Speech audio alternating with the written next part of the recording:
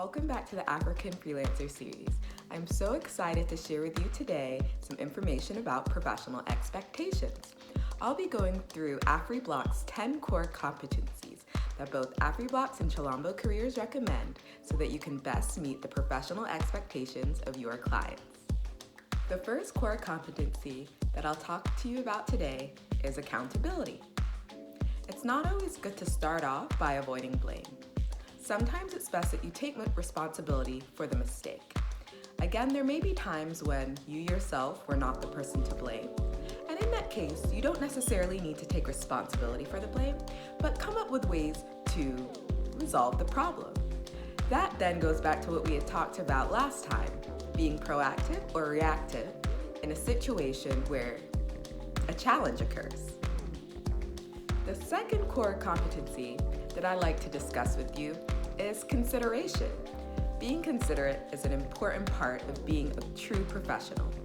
For example, if you're going to be unavailable during your usual working hours or maybe for a check-in call with your client, make sure you let them know. One thing that I do want to say is we do understand that emergencies happen, unexpected situations happen. So that might not always be possible to be able to let someone know that you're going to be unavailable at a certain time. But when it is possible, it's really important to let your client know. Number 3 is humility. If you're unsure of how to do a task, do you ask for help or seek out resources?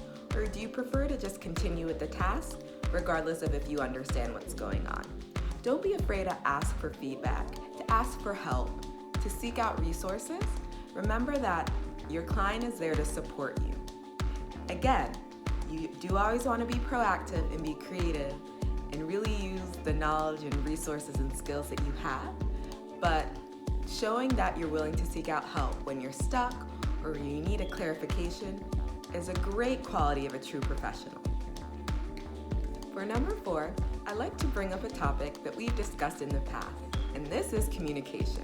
I won't go into too much detail because you can see the previous episode on professional communication to hear all about that, but I wanted to bring it up again because it is one of the most important skills to have to meet the professional expectations of your client. Make sure that you're communicating effectively, timely, and in a respectful way.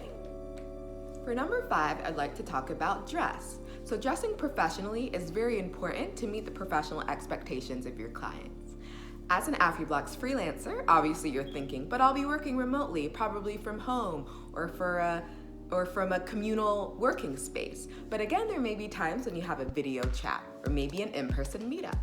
For number 6, this is something that is self-explanatory, and it's really just kindness.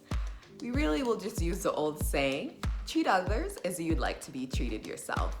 And so we really do recommend that. There may be times, when you're a bit aggravated or having a slight disagreement, but really just try to be kind. But on the other end, we do know that kindness should be reciprocal, and you should be receiving it from your client as well. So if you are having challenges and are being disrespected, treated poorly by a client, please do reach out to AfriBlocks. For number 7, I'd like to talk about consistency. This is important in many different areas of professional expectations. For example, are you consistent in the quality of work that you do? Are you consistent in how you communicate with clients? Are you consistent in how you're getting things done in a timely, effective, respectful way? These are all very important. So number 8 is one of my favorite professional expectations. And yes, I do have a favorite. And that is completing quality and thorough work. So I did briefly mention that in number 7.